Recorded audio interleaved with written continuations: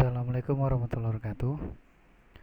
Baiklah, bertemu lagi di mata kuliah kita hari ini, yaitu kriminologi. Sebagaimana saya sendiri dosen pengampunya yang bernama Reza Iswanto SHMH. Hari ini kita akan membahas terkait dengan teori-teori kriminologi modern. Untuk mempersingkat waktu, segera masuk materi yang selanjutnya, yaitu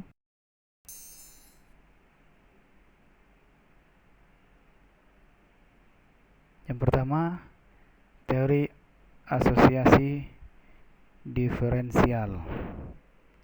Teori ini menjelaskan bahwa kejahatan berasal dari peniruan atau pembelajaran oleh si pelaku terkait dengan kejahatan yang ada di dalam masyarakat.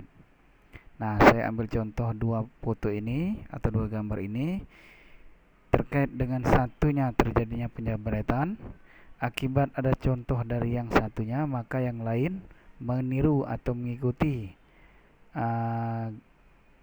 terkait dengan melakukan tindak pidana atau kejahatan penjamretan tersebut.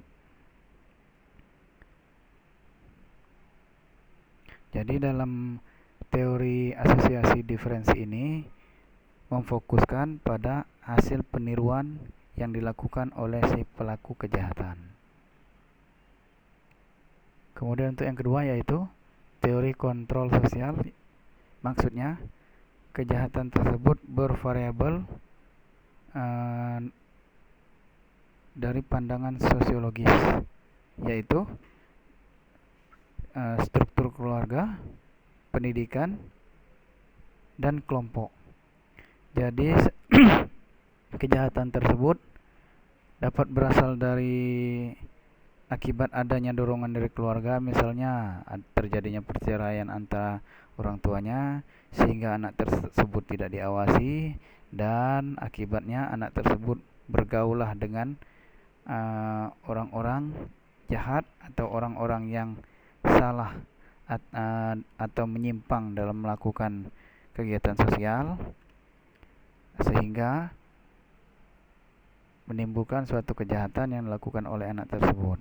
Dan juga di dalam dunia pendidikan juga, jika anak tersebut kurang awasan dari guru, maka ketika di sekolah pun dia akan melihat bagaimana contoh-contoh dari teman-teman dia yang telah melakukan perbuatan menyimpang tersebut. Seperti contoh, anak-anak SMA seringkali merokok, baik itu di dalam kelas maupun di halaman sekolah. Dan masih banyak lagi contoh-contoh lainnya yang termasuk dalam teori kontrol sosial ini. Kemudian selanjutnya yaitu teori sendiri, yaitu dalam teori ini menitikberatkan kriminalisasi atau terjadinya suatu kejahatan karena pada penafsiran individu yang bersangkutan, karena dari dirinya sendiri terjadinya suatu kejahatan.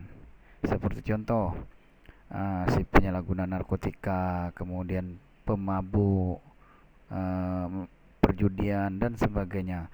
Nah, hal tersebut terjadi karena apa? Karena memang dari dirinya sendiri yang menyatakan bahwa wah, kalau tidak mengikuti kegiatan, tidak melakukan penyalahgunaan narkotika, sabu-sabu, ekstasi, heroin, kokain, judi segala macam, wah tidak gaul. Nah, hal seperti itulah jika terjadi atau tertanam dalam dirinya, maka sudah termasuk di teori sendiri yang kategori nomor 3. Kemudian untuk yang nomor 4-nya, teori pembelajaran sosial, yaitu perilaku seseorang dipengaruhi oleh pengalaman belajar, pengalaman kemasyarakatan yang disertai nilai-nilai dan pengharapan dalam hidup bermasyarakat.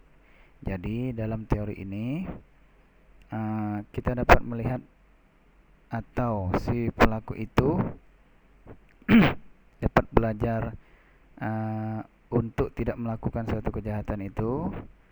Dia dapat belajar dari pengalaman dia sendiri, atau melihat juga bagaimana terjadinya suatu kejahatan di masyarakat dan melihat bagaimana akibatnya.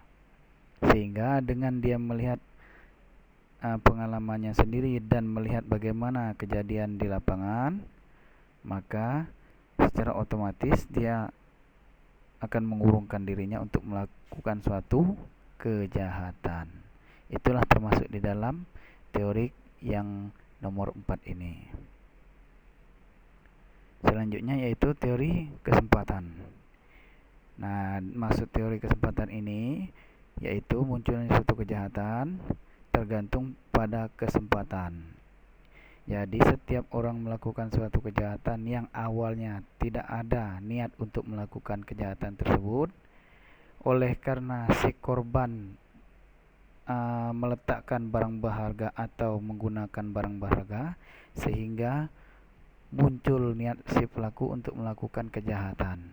Dan kejahatan itu tercapai juga jika si korban misalnya meletakkan handphone tanpa pengawasan si korban, sehingga si pelaku dengan mudah mencuri handphone milik si korban tersebut.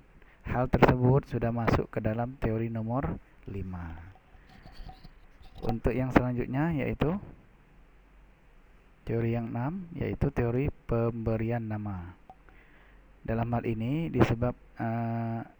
keluarnya teori ini disebabkan yang paling utama yaitu sebab utama kejahatan dijumpai dalam pemberian label oleh masyarakat. Jadi setiap orang ketika dia keluar dari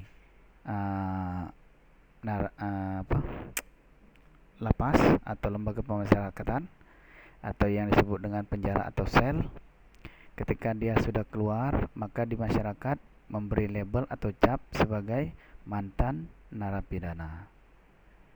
Nah, hal seperti ini sudah biasa atau sudah lumrah kita dengar di kehidupan masyarakat sehari-hari. Jadi ketika walaupun tidak si pelaku itu diselesaikan baik pengadilan maupun luar pengadilan, tetap dia diberi nama atau diberi label oleh masyarakat sebagai pelaku kejahatan.